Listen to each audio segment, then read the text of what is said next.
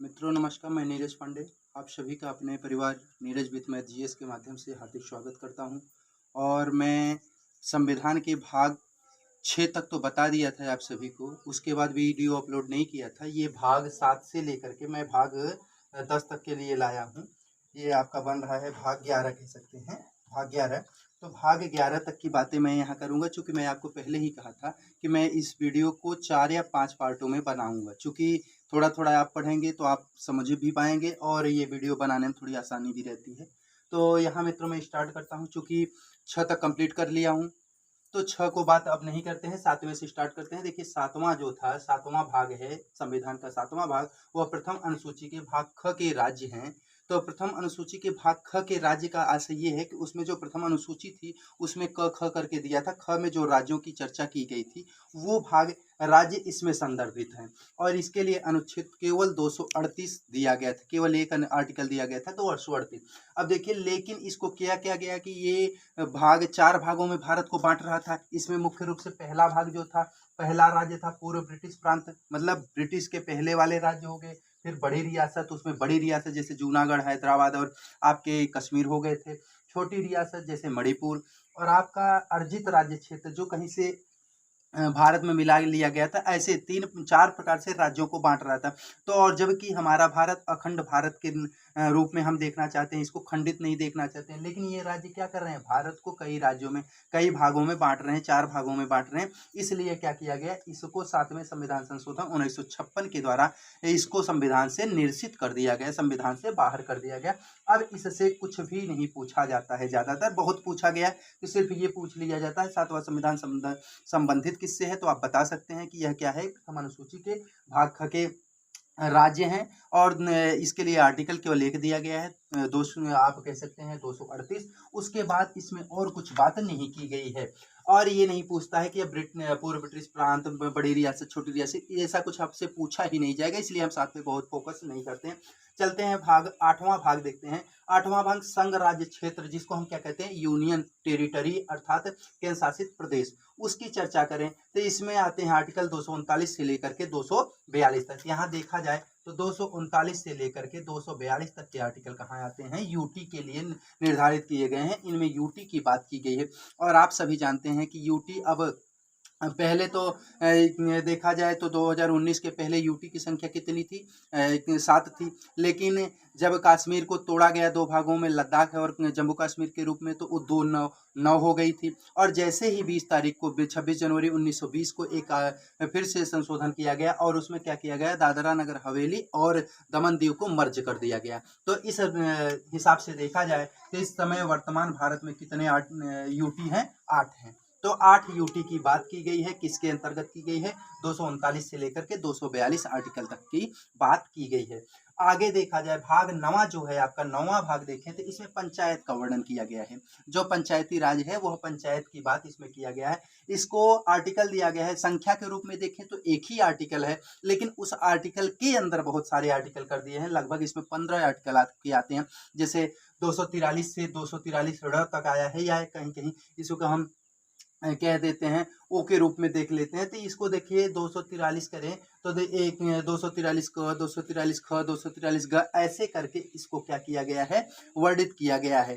दिया तो एक आर्टिकल गया है, लेकिन इसी में को क्या किया गया, भाग में भाग, भाग में भाग ऐसे कर दिया गया, अर्थात उपभाग के रूप में इसको बांट दिया गया है। इसके लिए 243 से लेकर के 243 तक की बातें की गई, अनुच्छेद इसको दिया गया है।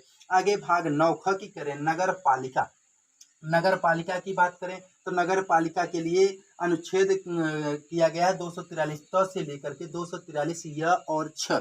यह छ का अर्थ मतलब त थ द करते चले जाएं य तक, और फिर पुनः वापस आ जाएं क ख ग घ और छ तक चले जाएं। इतने आर्टिकल किसको दिए गए हैं, नगर पालिका को। और आप सभी को पता है कि नगर पालिका अनुसूची नंबर जो 12 है, 11 अनुसूची पंचायत से संबंधित है, और जो अनुसूची 12 है वह नगर पालिका से संबंधित है। तो नगर पालिका वही नगर पालिका है जो 243 त से लेकर के 243 या छ तक यहाँ आई है। अब देखें भाग 9 ख। भाग 9 ख में सहकारी समितियां हैं। तब सहकारी समितियों का काम क्या होता है, किसी चीज को कार्य करना है तो इसको लाया गया 97वें संविधान संशोधन 2011 के द्वारा भारतीय संविधान में, इसको भी जोड़ा गया। देखिए मूल तो संविधान का भाग 9 है, जैसे मैं आपको बताया था 22 ही भाग हैं, लेकिन अब माने जाते हैं 25 इस समय। तो 25 कैसे हुए, जैसे 9 का क हुआ, फिर 9 का ख हुआ, तो देखा जाए तो 9 के बाद ये 2 जुड़ गए, तो ये 9 अगर 22 रहा तो 22 2 कितना हो जाएगा आपका 24 हो जाएगा। और यहाँ देखिए 7वां कट गया तो 7वां ये कटेगा, फिर 23 आया। इस रूप से हम आगे पढ़ेंगे तो आपको अब कितने मिल रहे हैं, 25 भाग मिल रहे हैं। आगे देखा जाए मित्रों, तो यहाँ इसको याद रखना होगा आपको। 97वां संविधान संशोधन 2011 के द्वारा सहकारी समितियों को क्या है, संविधान में जोड़ा गया है। इसमें जो अनुच्छेद को दिया गया है वो 243 य से लेकर के 243 य तक की बात की गई है। 243 य तक की बात की गई है। अब आगे देखें तो दो भाग, आपका 10वां भाग है वह अनुसूचित एवं जनजातीय क्षेत्र से संबंधित है। उसमें क्या की बात किसकी है, अनुसूचित क्षेत्र रहेंगे और जनजातीय क्षेत्र रहेंगे। जैसे भीरू जाति जनजाति हो गई, आपका गोरखा हो गया, जैसे आपकी जितनी भी जनजातियां हैं, बोडो हो गए, ये सब हो गए, तो ये सारी जनजातियां और अनुसूचित जातियां जहाँ पे निवास करेंगी उनके बारे में स्पेशल में विशेष रूप से उनके प्रबंधन नियंत्रण के लिए हम क्या किए हैं, संविधान में इनको एक आर्टिकल दिया गया है 244 से लेकर के 244 का तक। ये बात की गई है किसके लिए, भाग 10 में। चूंकि यह प्रश्न पूछा जाता है कि अनुसूचित क्षेत्र, अनुसूचित और जनजातीय क्षेत्र के भाग संविधान के किस भाग में वर्णित है, तो आपको याद रखना होगा यह किस में वर्णित है, भाग 10 में। अब आते हैं भाग 11। भाग 11 देखो मित्रों, ये कहाँ आ रहा है, आधे पे आ रहा है। भाग 11 कहाँ आ रहा है, आधे पे। चूंकि 22 भाग थे, अब 11 भाग की बात करें। संघ व राज्य क्षेत्र, राज्य के बीच संबंध। देखिए क्या है कि जितना ही ऊपर उतना ही नीचे माना जाए, तो लगभग 22 का आधा 11 होता है, तो 11वें पे क्या आ गई, आप इससे याद रख सकते हैं, संघ व राज्य क्षेत्र। संघ व राज्य के बीच संबंध, संघ मतलब केंद्र हो गया, राज्य का मतलब जितने भी आप के प्रदेश में जितने इस समय 28 राज्य हैं, 28 राज्य की बात की जाती है। इनके बीच संबंध बताया गया। तो संबंध के लिए देखिए इनको भी आर्टिकल दिया गया 245 से लेकर के 263 तक आर्टिकल इनको निर्धारित किया गया।